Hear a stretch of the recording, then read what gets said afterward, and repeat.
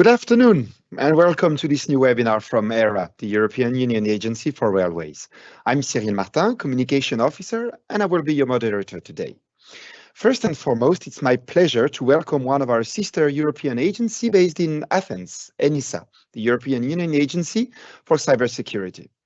In fact, this webinar is a catch-up session of the joint ERA-ENISA conference on railway cybersecurity that took place in December 2022 in Lille, in France. The event turned out to be so successful that we decided to organize this webinar for those who couldn't attend. So after an introduction by Joseph Doppelbauer, the Executive Director of ERA, Marianthi Theocharidou, cybersecurity expert at ENISA, will take the floor. Thomas Chatelet from ERA will present highlights from the conference. In addition, Athanasios Drougkas, also cybersecurity expert at ENISA, will report on investments in transport sector in response to the Network Information Security Directive. Thanks to all of you for being with us today. Before I give the floor to Joseph Doppelbauer, I'd like to remind you that, as usual, you are most welcome to ask questions to our speakers using the chat function, which you will find at the top right-hand corner of your screen. You can also tag questions from other attendees which you judge valuable by clicking the thumb icon. We will do our best to reply to the greatest number of questions at the end of this webinar. A last word to say that, as usual, this event is being recorded and will be available on our YouTube channel and our website in the coming hours. Without further ado, I now give the floor to the Executive Director of ERA, Joseph Doppelbauer. Please, Joseph, the floor is yours. Merci, Cyril. Good afternoon, ladies and gentlemen, dear colleagues. Welcome to our webinar on cybersecurity and railways.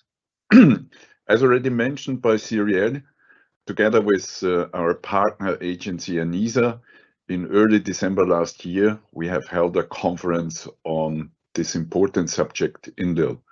Today, we will follow up on some of the key items discussed in that conference. The close collaboration of the two agencies on the topic of cybersecurity in the railways domain aims at sharing information on the latest developments, at raising awareness of the railway stakeholders about vulnerabilities caused by cybersecurity, and last but not least, of the EU initiatives and the regulatory landscape, which ultimately should contribute to consolidating the community we have been building on this topic. As we all know, digital technologies bring substantial benefits to the railways, but the application of such technologies at the same time increases the exposure of railway to cyber threats. Just this morning, we could read in the Swedish press that a hackers group announced they will today attack Swedish train companies, and by the way, also Scandinavian Airlines SAS. In practice, they plan to use a distributed denial of service attack to overload the websites of those train companies and to make them unavailable. We have also heard that yesterday, the airlines of the Lufthansa Group were affected by an IT outage, causing flight delays and cancellations.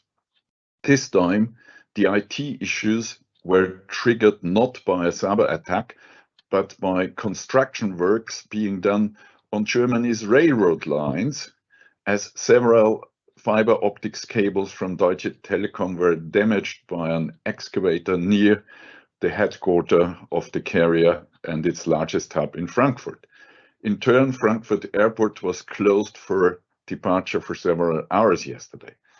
As we speak, the websites of several German airports are not reachable, and this is by a DDoS attack.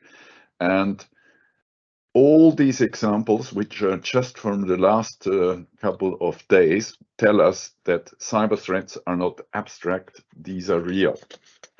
Now, the European Commission policy objective for cybersecurity are to ensure that transport organizations adequately manage their cybersecurity risk, to be able to detect, to respond and to finally recover from incidents. Both ERA and ENISA are committed to supporting the rail sector in facing the challenges that cybersecurity is bringing. We currently see an evolution of the railway system, and this evolution, of course, changes also the exposure to cyber risks. We see the evolution from analog to digital system, from physical versus digital infrastructure. The Lufthansa example have showed us that the physical infrastructure itself may cause a problem in the digital domain. We see the move from proprietary hardware to COTS system. We see more open software. We see the appearance of cloud-based systems. We go from modal silos to multimodality. And then, of course, we will communicate the threats. Yesterday, railways caused problems in aviation, but if we are in a connected network, we might see more spillover. Then we have the continuous and recurrent issue of national systems versus European integration, risks at crossing borders. And last but not least, the increasing application of artificial intelligence techniques. In order to master the cybersecurity challenges, increased cooperation between the stakeholders should be encouraged at all levels, between the transport authorities and the NIS cooperation group, between the NSAs and the national cybersecurity agencies, between rail stakeholders and industry, and of course, between ENISA and ERA. The proof that cybersecurity in railways is still high on everyone's agenda is that just about 10 days ago, I joined the opening session of a new forum of the Chief Information Security Officers, the CISO forum for railway undertakings and infra managers in Europe, which is a forum to boost strategic decision making. Raising awareness is a very important task that railway stakeholders have to consider in their internal organizations. And on top of the internal organization, we need to build a European community of trust between the railway actors and the authorities in order to appropriately protect ourselves. In the Lille conference, we have covered a range of interesting topics, including hands-on feedback on projects. The Lille conference, as mentioned by Cyril, has been very successful by attendance, by the active participation, and the continued discussions, for instance, on the Cyber Resilience Act after the conference. We have clearly seen that awareness is gaining momentum and that different initiatives are ongoing. In particular, I refer to an initiative started by ENISA regarding the threat landscape, but there are also national activities and there is an internal information campaigns in some of the railway undertakings. We heard the example from the Netherlands in our conference. 2023 will be a milestone for railway cybersecurity. We will see significant progress in standards development. We will see the strengthened cooperation between the various transport actors, and there will be also the Transport Cybersecurity Conference organized by DG Move, and we promise ERA and ENISA conferences will also be continued this year. Now, continuing on our program, we will have the debriefing of the December conference with Marianthi Theocharidou from ENISA and Thomas Chatelet from ERA. And we will address in this webinar also the level of investment of the railway sector in regard to the NIS directive, and this will be presented on the basis of a study from ENISA by Thanos. I'm now giving the floor to Marianthi and to Thomas, and I wish you a very interesting webinar. Thank you very much. Thank you, Joseph. Good afternoon, ladies and gentlemen. Last December, as Joseph mentioned, the two agencies, ERA and ENISA, had the pleasure of hosting the railway community working on cybersecurity. We organized a virtual conference back in 2021. So this was the second time that this community met. This time we met on a physical setting in Lille on the 1st of December. We had the pleasure of the conference being introduced by both executive directors of the two agencies, Mr. Doppelbauer of ERA and Mr. Lepasar of ENISA, and this confirms the commitment that the two agencies have to work together and to continue our long-term collaboration. We do this in an effort to help the railway sector increase cybersecurity and to respond to the increasing cyber threats targeting the sector that Joseph mentioned earlier and highlighted them. Next slide. We had the pleasure of welcoming in Lille more than 100 participants who overcame two strikes to get to us. So we deeply appreciate the fact they made the effort to travel despite the obstacles. And the audience was quite diverse. We had the support from colleagues from EU institutions, the support of the European Commission, as both DG Move and DG Connect were in attendance. Of course, the two agencies, and also our sister agency, the European Defence Agency, gave an intervention.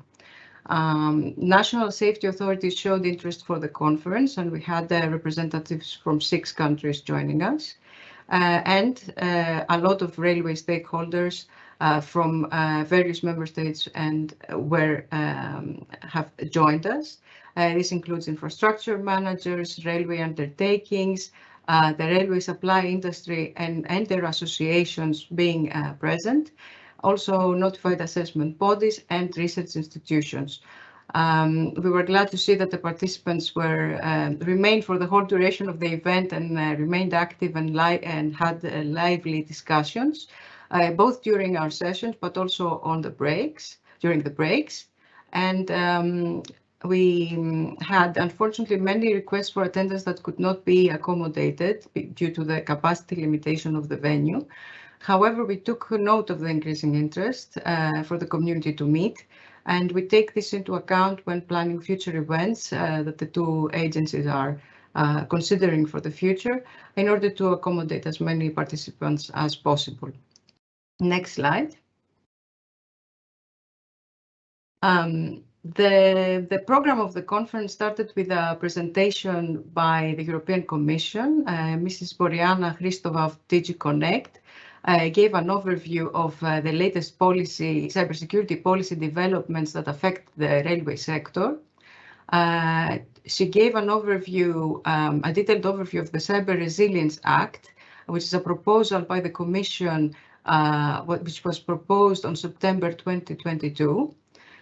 This is a regulation that describes cybersecurity obligations for manufacturers, distributors, and importers when placing on the EU market hardware and software.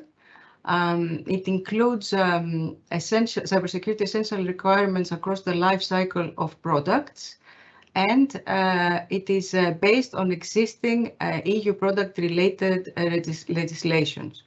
It entails harmonized standards that the manufacturers have to follow, different levels of conformity assessments depending on the level of risk, and provisions for market surveillance and enforcement provisions.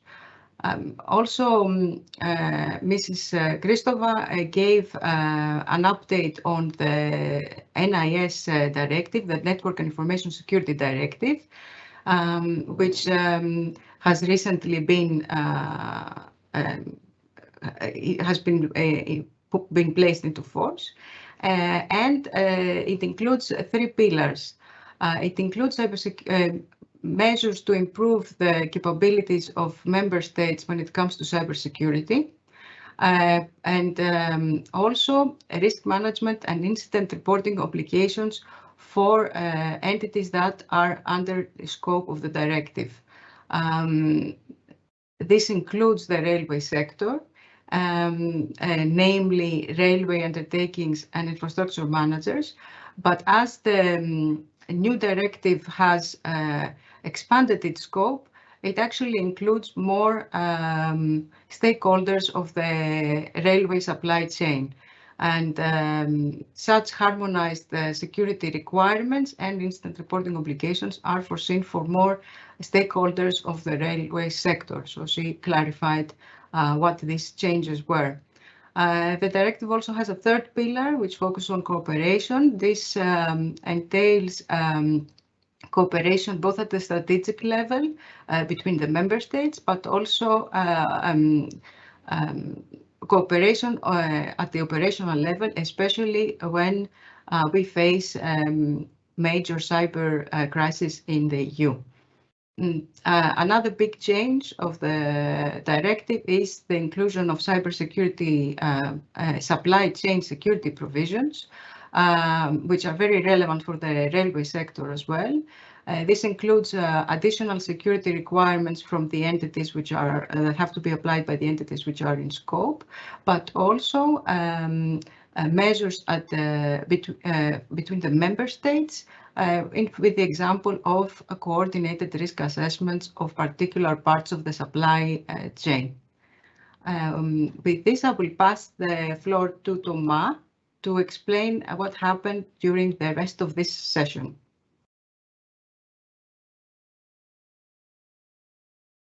Thank you, Marianthi.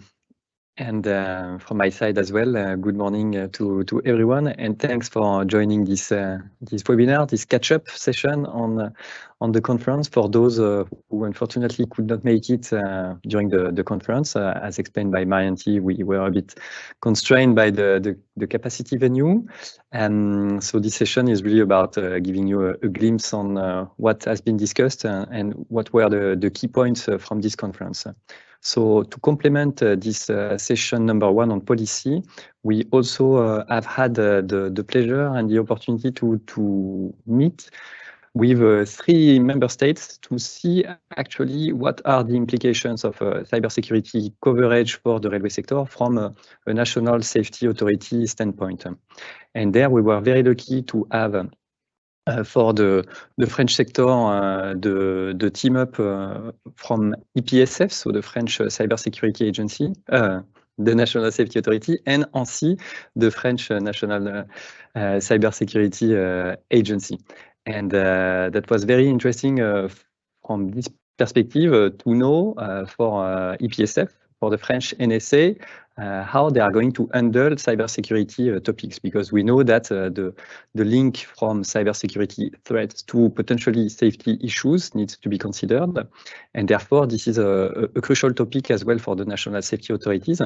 And here it was very, very interesting to learn directly from EPSF and ANSSI what are the main steps in their collaboration, so how they are cooperating together, starting from an MOU from some time ago up to now the presence of ANSSI at the board of EPSF, so showing that there is an integration of those partnership between the two agencies.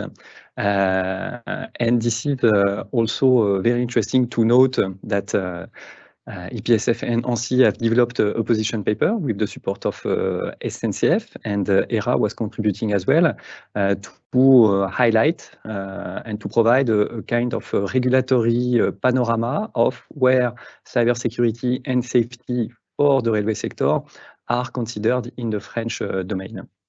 They have also highlighted some of the regulatory challenges, and especially how should potentially the safety management system be amended to take care of cybersecurity, but also some other points on how to make sure that all those new developments and activities will have the required expertise and skills.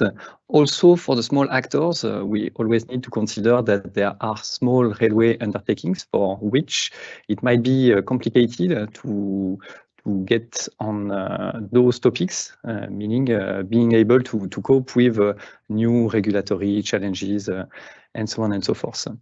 To complement this, we had also a team up at the German level. So we had the pleasure of having EBA with us, so the National Safety Authority, and BSI, which is the German Cybersecurity Agency as well. And here, that was also very interesting to learn from this German sector what are the comparison of responsibilities between those two agencies, if there is an overlap, what are the gaps. And they have been also indicating, and that was very valuable for the participants, what are the connection between the critical infrastructure and the railway transport. So that's one of the key points from this presentation at the German level. And also they have guided our attention to those systems where IT security precisely joins the railway safety. So those systems should be in our primary focus while trying to increase the resiliency of the railway system versus cyber threats. Finally, on this session of the policy, that is to say the national safety implementation of cybersecurity consideration, we had the Finnish presenter from Traficom, and here that was very interesting to note that at Traficom this is an integrated responsibility from this agency to be the National Safety Authority, but also the competent authority for cybersecurity in Finland. So in this case, this is another example that this is not a team up of two agencies, but that those considerations, safety and IT security, are already embedded and under the responsibility of the very same agency, Traficom. And so that was very interesting to note this approach from Finland, and also some very good example on the Finland's first railway cybersecurity exercise that was done in 2022. And one of the key messages from Traficom was really to say that this is by cooperation that railway cybersecurity is going to be successful in the transport sector, in the railway sector. I will now give back the floor to Marianthi for the session 2.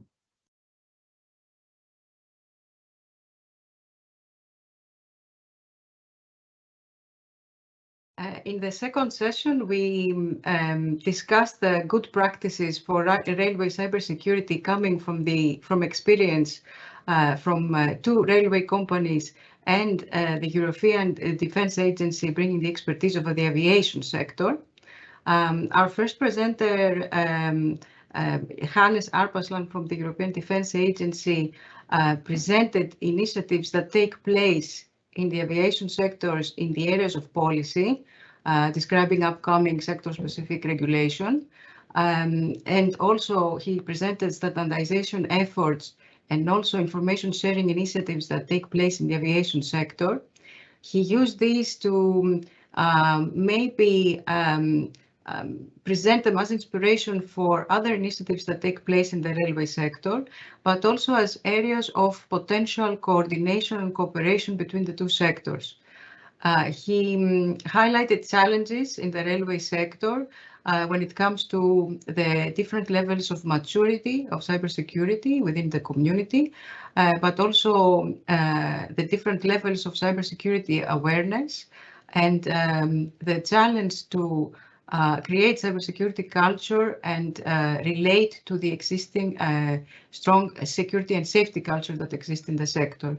To this end, he raised the issue of the need to develop programs for cybersecurity awareness and education at all levels and all the different types of employees within the sector.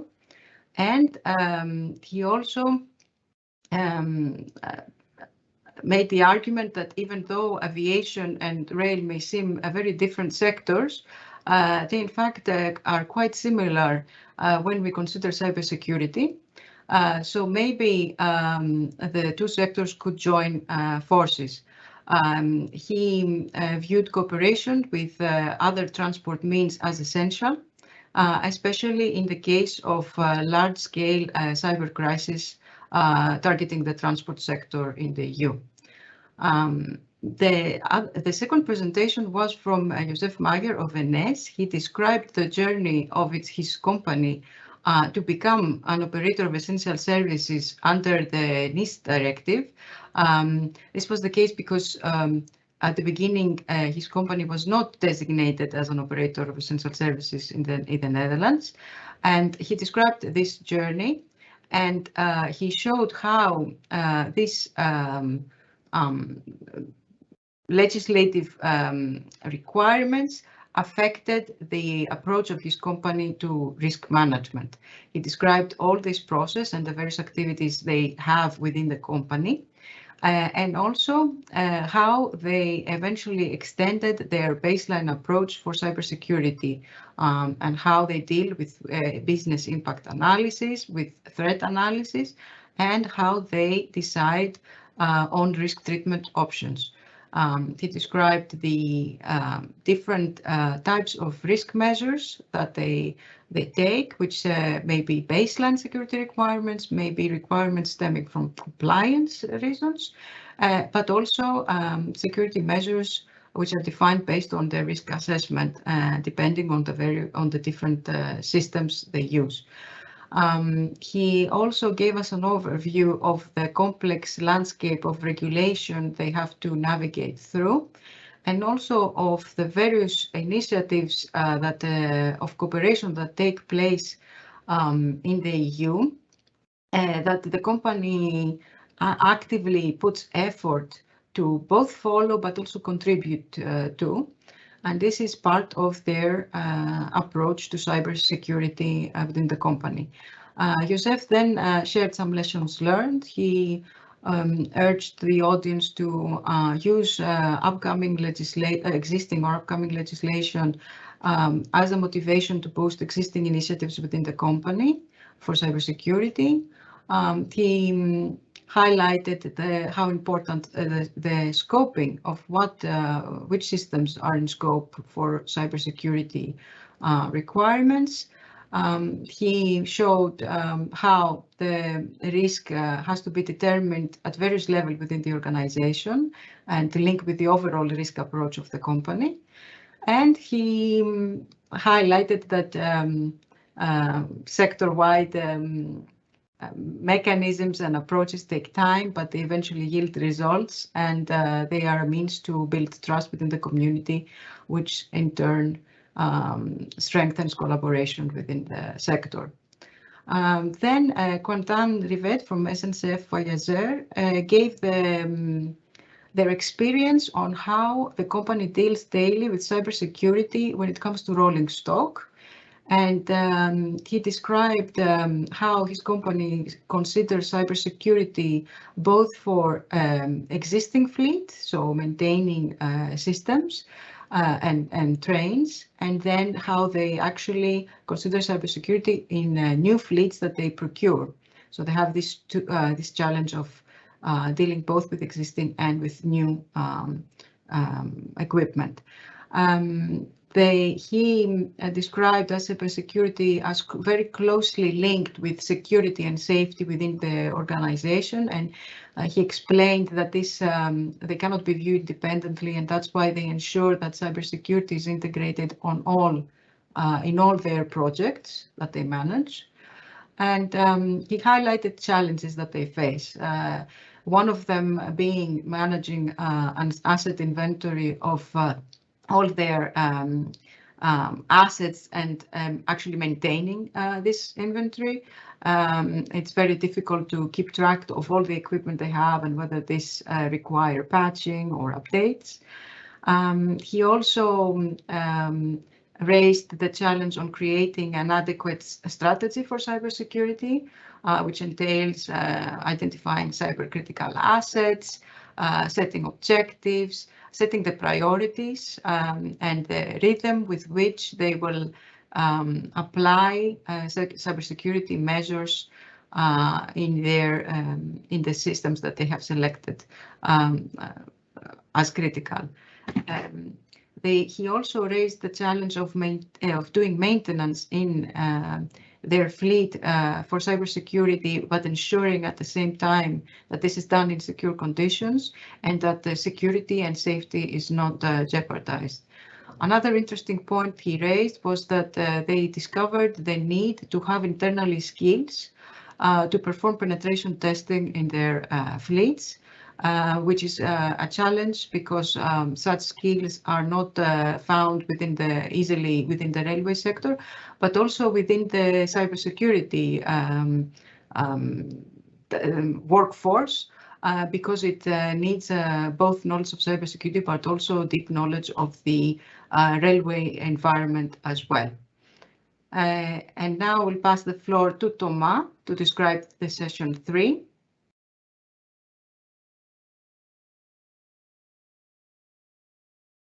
Thank you, Marianthi. Thanks. So in the session 3, it was somehow a catch-up with what we had in the first virtual conference on the standards, the research and innovation and solutions. So here, this is the theoretical approach on how standards and specifications are contributing to a better cybersecurity implementation in the railway sector. So in the first virtual conference, we had CENELEC, we had Shift2Rail, and in this conference, we had, as a matter of fact, IEC, but as a successor of CENELEC, and EUROPE's-Rail as a successor of Shift2Rail. So you can see that this is only a follow-up of what we've been discussing before. And precisely at the IEC level, there is the promotion of the CENELEC standard 5701 at an international level. So now, on top of being a European harmonized standard, it's targeted to become a worldwide standard. So there is now implication of the Japanese and the Asian community and the American community to work on this standard to define de facto worldwide railway standard for cybersecurity, which is very encouraging, and that will provide also some economies of scale for the industry to comply to this standard that is very probably going to become a de facto standard for cybersecurity in every tender and procurement. So what we can retain from this information from IEC is that there is a targeted content of evolution that is clearly defined now, and that we should expect what they call a committee draft for July 2023. So we are definitely on ERA and ENISA side eager at having an eye on those developments at IEC level, because this will serve as a basis very probably for all the technical but also process-oriented actions that will result from this new standard.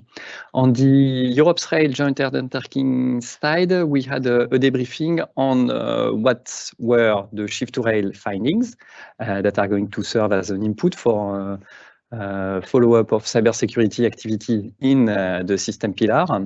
And this is mainly on the as-is analysis, so to take care of all the legacy railway assets and how to potentially protect them, but also to work on the migration concepts, so precisely from those legacy assets to future systems, how to cope with that, and in the coexistence of utilization of those legacy and future assets, how to do that. And this is a complicated topic. And of course, the target system architecture on which the system pillar is going to provide insight and also recommendations for the agency to include in the technical specifications for interoperability. You can see on this presentation that the link to all the results from Shift2Rail on cybersecurity are publicly available, so feel free to go there.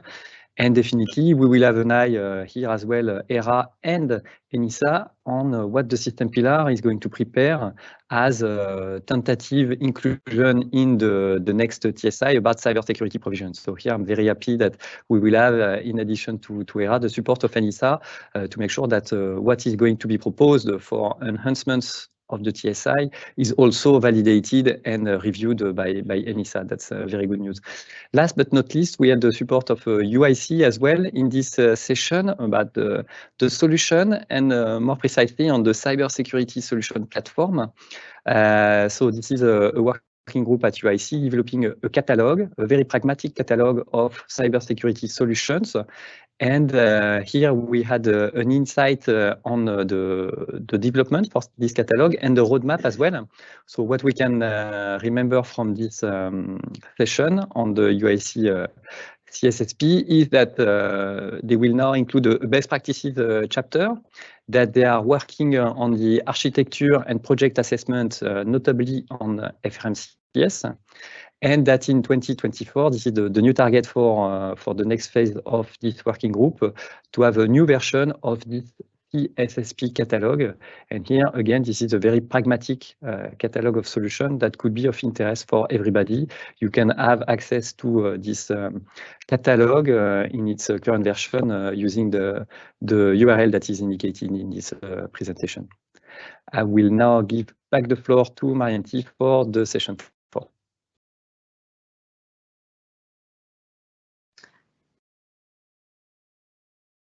In session 4, we had representatives from CER, UNIFE, and the ERA-TMS user group describe what their groups view as top priorities and challenges for the sector.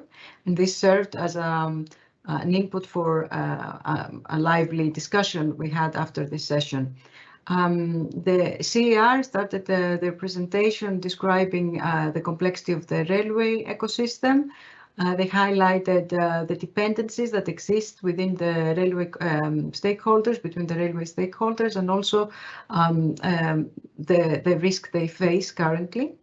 And what they raised as points to be addressed is how existing railway legislation relates to upcoming cybersecurity initiatives and how this can be linked and coexist.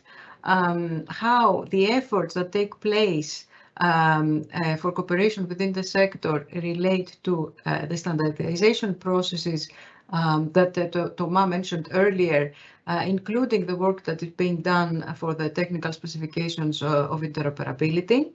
How results of European cooperation can be taken up by the members of CER and how they can actually put them in practice. And another issue to consider is how products and components for the railway sector can be classified. UNIFE also spread the message that the European railway supply industry is committed to cybersecurity. They discussed particularities of the railway sector that make the sector unique, and when we consider cybersecurity, and how these particularities should be considered when discussing cyber regulation. They voiced the position of UNIFE that cyber regulation should be integrated in existing European railway regulation. And they raised their concerns about the financial impact of cybersecurity provisions in the European railway supply industry. They also highlighted that collaboration is key and that the sector should avoid working in silos. And they brought as an example the technical specification 5701, which, as we heard, is now developing into an IEC standard, as a very good example of how the sector can work together and continue such efforts for standardization. The ERA-TMS user group, it's a security core group, which is an active team with security expertise, both for onboard and the track side, describe what they have achieved so far. In fact, they have developed practical guidance on improving ERA-TMS security for existing installations, but also for future developments for ERA-TMS and command control and signaling. Their security guideline is based on existing standards and covers various steps such as scoping, zoning and conduits, risk analysis, and also defining security measures. You can see in the slide which systems they have considered in scope of the analysis they did. And as future steps and challenges, They described the development of security migration roadmap, which is needed, and also how to include this guideline that they have produced to the application guide of the TSI for command control and signaling. Eventually, another challenge will be how to transfer the requirements from this guideline into future subsets of the TSI CCS. And now we'll pass the floor again to Thomas to give us the summary of the event.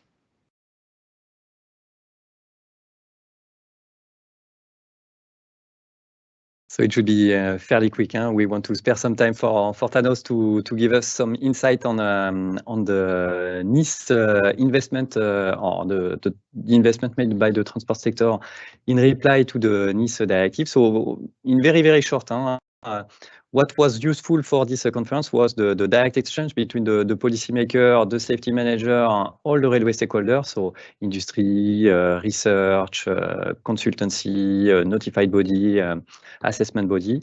So that was really the value of that. All the presentations are available to this link, and really short. So for the session 1, what you should retain is that definitely if you have an interest on knowing the applicability of the EU policy framework on cybersecurity to railways, please have a look at the session 1. If you have a specific interest on what are the examples from implementation of the NSAs with regards to cybersecurity in the railway sector, this is also in the session 1. The session 2 is good for hands-on and return of experience from people that are actually implementing cybersecurity provisions in actual projects. If you have a more specific interest in all the standards and specification and solution, definitely session 3 is of interest for you. And finally, the session 4 was more about all the challenges, keeping in mind the technical challenges, but as indicated by Marianthi, also some economical aspects and challenges about cybersecurity to be applied in the railway sector, especially with regards the new Cyber Resilience Act that is being prepared by the Commission. So how this affects the sector, and that was also a very valuable discussion. So again, a very good conference, and what was missing during the conference was precisely one part from Thanos' presentation. So here, this is the opportunity for everybody to benefit from this. So without further ado, Thanos, I give you the floor for this presentation based on the report made by ENISA. Thank you very much, Thomas, and good afternoon also from my side. So indeed, over the next few minutes, I will present to you the main findings of ENISA's NIS investments report with a focus on the transport sector and more specifically operators in the rail sector. For those of you who are not familiar with this particular report, this is an ENISA product that we've been developing for the past 3 years that aims to capture data around the cybersecurity budgets of operators in scope of the NIS directive, so operators of essential services and digital service providers. If you can move to the next slide. So really what we are trying to do with this report is to give answers to 2 questions. The first is, what do the cybersecurity budgets of these operators of OES and DSPs look like, and how has the NIS directive influenced these budgets? Because this is also a way for us to assess the impact of the NIS directive to the cybersecurity operations of these operators. So this is the 3rd annual report that we've just published. This is, I should say, publicly available on ENISA's website for those interested in going more deeply into the data set. And it collects data through telephone interviews with over 1,000 OES and DSPs covering all 27 EU member states. So these telephone interviews are conducted on the basis of a predefined survey questionnaire, which includes a fixed part, so certain questions that we ask every year in order to create historical data sets, because these are data points of particular interest for us, like let's say the absolute values of cybersecurity budgets. But it also includes a more dynamic part, which allows us to conduct deep dives into different topics in every instance of this particular report. So for example, this year we conducted sectorial deep dives for the energy and health sector, and this is something that we're considering doing for the transport sector over the next few years. And we were also able to focus on collecting data around the operational capabilities of OES and DSPs, as well as collect data that was used for the Cyber Resilience Act impact assessment. Now, the next slide shows some additional details about the demographics of the survey. So, as I mentioned, we conducted telephone interviews with 1,080 OES and DSPs, covering all 27 EU member states for a target value of 40 operators per member state. And our objective was to have representative enough samples, both on a per sector basis, but also on a per member state basis in order to conduct some sort of comparative analysis. For the transport sector, we were able to survey 145 operators of essential services, with 59 of these being identified as OES specifically for the rail sector. But here I should note that in fact, of these 59 operators of essential services for the rail sector, 40% were exclusively rail sector OES, so infrastructure managers and so on. And 60% of these operators were actually identified, designated as operators of essential services in more than one mode of transport. So really, this was usually a combination of rail plus road, rail plus maritime. So there were usually combinations of that kind.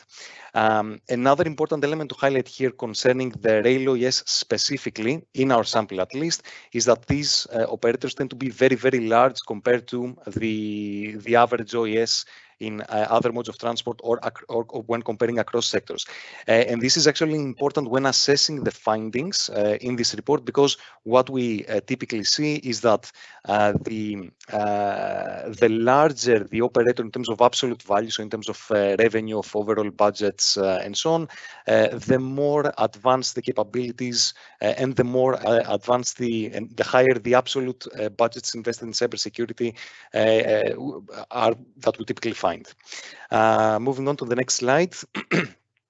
These are just some of the key findings from all over the report, so basically sector agnostic. So what we found was a reduction of the median percentage of IT budget spent on information security compared to last year. This is part of the historical data set that I mentioned already, at the rate of 1 percentage point. We also found that actually it was the regulatory obligations and the threat landscape that primarily influenced how these information security budgets shaped up. We had a very interesting find concerning the correlation between spending in developing security operations center capabilities and spending on cyber threat intelligence, and I will go into this in a bit more detail in the next few slides. We also noted a doubling in the estimated direct costs of cybersecurity incidents compared to last year's report.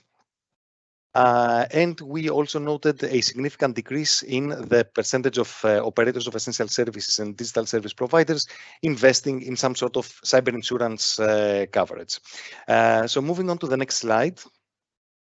Here we can see a bit how the cybersecurity budgets have evolved over the past couple of years. Now, for us, it doesn't necessarily make sense to look at the absolute values of the information security budgets, because these are very dependent on the size of the organization. So what we prefer to look at is the percentage of IT budgets that is spent on information security, which is organization size agnostic in a way, and also is a better indicator of to what extent cybersecurity is prioritized in a particular operator. So first of all, we noted a 1 percentage point decrease in this figure compared to the findings of last year's study. This we attribute, first of all, to the composition of the sample itself, because this is something that is dynamic on a year-to-year basis. We don't survey the same companies necessarily. But second, we attribute this to macroeconomic factors, primarily the impact of COVID, because the data that we collected in this year's report is actually reflects, I would say, the peak of the COVID pandemic and the peak of the COVID pandemic impact on IT and information security budgets. If we look at the transport sector, generally what we see is that it ranks towards the bottom of the list of sectors in terms of information security as a percentage of IT security budgets. But this does not necessarily, let's say, reflect a low spending in cybersecurity as such, because typically these operators are very, very large in size, So in the end, the absolute values of money spent for information security are not necessarily very low. However, still, this is something that we will be monitoring over the next few years. A final point on this slide, which you will see in the next slides as well, is that we present the data both in terms of average and in terms of median values. And in our opinion, the median values tend to be more representative of let's say the typical operator in a particular data set, because average values are usually skewed by statistical outliers. So a very large value might push the average much higher than what you would normally expect. So I would focus mainly on the median values from here on. So the next slide shows some particular aspects of these cybersecurity budgets. And here we looked at, for instance, the cyber threat intelligence spending, so the money that operators spend to get some sort of CTI service. And here we see that this is very much dependent on the organization size. So if we look specifically at operators in the rail sector, we see that the spending, both in terms of average and median values, is towards the higher end of the spectrum. We also looked at what are the main factors that influenced cybersecurity investments. And again, when we look at the transport sector more specifically, we see that the ENISA directive and the broader policy and regulatory context and the threat landscape are the two main driving forces behind cybersecurity investments for operators in transport. Another interesting find here is that the influence of the ENISA directive itself in the cybersecurity spending of these operators was actually quite specific, in the sense that most of these operators were not waiting really for some sort of regulatory compliance to conduct their, I would say, high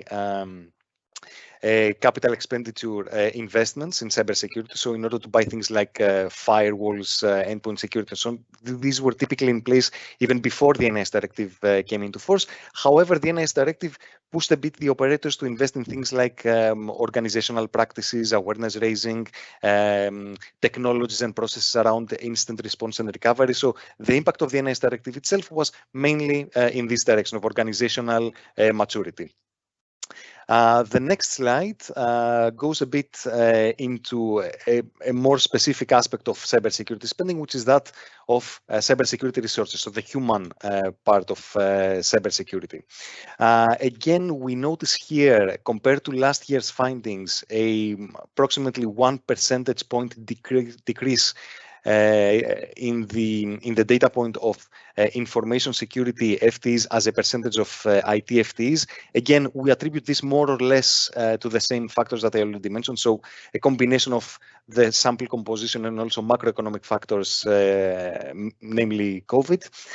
But what is interesting to note here is the skills priorities for internal development, which is something that was more or less stable across all the sectors that we investigated. So here we try to collect information about what sort of skills operators in the different sectors were looking to either to develop internally, either through hiring experts in these particular fields, or through performing some sort of learning development activities like trainings. And what we found was that actually the priorities for operators in all the sectors that we looked at mainly focus on things like instant response, threat intelligence, and risk management. So these were consistently the three highest areas of prioritization when it came to skills development. Whereas, let's say, more traditional technical things like penetration testing activities, for example, these are more services that operators seek to outsource rather than develop in-house. Next slide. We also looked at how these cybersecurity budgets influence the cybersecurity capabilities of operators across the different sectors. More specifically, we looked at how operators in the critical sectors develop security operations center capabilities. And we asked a combination of questions to see to what extent these operators develop these SOCs fully internally, in a hybrid way, rely on third-party providers, or do not have any sort of SOC capabilities. And here again, the transport sector, I would say, ranks above average in terms of the percentage of operators that actually seek to develop an in-house security operations center or some sort of hybrid security operations center. But a very interesting find here is the correlation between the SOC capabilities in an organization and the organization spending in cyber threat intelligence, where we found that even if we move from the subset of organizations that has a fully in-house security operations center to one with a hybrid security operations center, so a combination of in-house and outsourced capabilities, we see a 72% decrease in the spending in CTI. And this, to some extent, makes sense because CTI obviously provides also operational intelligence, but CTI is also used for things like risk assessment. So obviously, this for us is a bit of a red flag here. Maybe this is something that we need to look more closely and perhaps provide some sort of access to operators not spending enough on CTI to some sort of cyber threat intelligence. Next slide. Another thing that we looked at was supply chain security. So we tried to understand how operators in the critical sectors manage third-party risk management. And here what we found was that in terms of absolute values, the transport sector tends to outperform the cross-sector average, and the rail sector operators more specifically outperform even the transport sector subset. But the picture is more or less the same in how this is organized internally within these operators. So what we see is that the vast majority of OES, if we look at the rail sector, it's almost 100%, have some sort of third-party risk management policies in place. However, only 60% of them have a dedicated budget to support the implementation of these third-party risk management processes. And less than half of these operators, in fact, less than 40% of these operators in the rail sector have some sort of role dedicated to making sure that these policies are enforced. So what we understand here is that a general framework for supply chain risk management is in place. However, we do not necessarily have the resources and the manpower to follow up on its proper implementation. So this indicates some sort of non-systematic, let's say, approach to supply chain risk management. Next slide, please. We also looked at to what extent operators in the critical sectors invest in cyber insurance coverage. Cyber insurance coverage obviously being insurance against the impact of cybersecurity incidents. And here, just a very small note, the rail sector operators are actually top of the class in the extent to which they invest in such cyber insurance products, as in our sample, 51% of rail OES actually have some sort of cyber insurance coverage. And finally, the last slide shows the cost of cybersecurity incidents. This is a data point that we collect on an annual basis. Specifically, we collect data on the direct cost of cybersecurity incidents. So we do not factor in things like long-term impacts in the supply chain, and so on. We primarily focus on things like cost associated with direct response to an incident, immediate recovery from an incident, and so on. And one important thing here is that this is not a mandatory question. So actually, the operators reply to this question on a voluntary basis, but still the picture that we get is more or less the same on a year-by-year basis, where the banking and health sectors tend to suffer more from when it comes to the costs of the direct economic costs of cybersecurity incidents, with the transport sector also being quite high in this sample. And an interesting find is that the median direct cost of major cybersecurity incidents seems to have doubled compared to last year's finding. And again, I will point out that the values that you see here are almost certainly a gross underestimation of the overall cost of these cybersecurity incidents, because we only focus on a very particular subset of factors here that incur some sort of economic costs. And with that, I conclude my presentation, and I would like to give the floor back to Cyril, and thank you very much for your attention. Thank you very much, Thanos. And without further ado, I will hand back to Joseph Doppelbauer, who would like to give a few concluding words. Please, Joseph, the floor is yours. Well, many thanks, Cyriel, and many thanks to our presenters, Marianthi, Thanos, and Thomas. I will be very short in my concluding remark. I can summarize in 3 items. Firstly, the increasing importance of cybersecurity for rail. Secondly, and this has been clearly highlighted by the catch-up from the Lille conference, but also by the presentation from Thanos, that we need to build the capabilities in the railway sector. And thirdly, it is about building the community. As I said in the introduction, cyber resilience and defense against cyber attacks will also have to rely on the sharing of information and on the mutual trust. And the event that we have organized today, but also the upcoming conferences over 23, will certainly contribute to this community building. So thanks again. Thanks to Cyriel and our technical team for managing this webinar. And thank you, our audience, for being with us today. Have a good afternoon. Thank you. Bye-bye.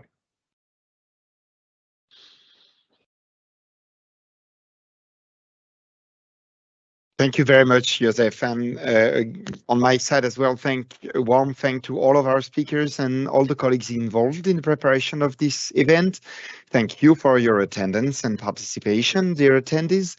Before you go, we would be very happy to receive your feedback on this webinar via the QR code you're seeing right now on the screen and that you can flash with your smartphone.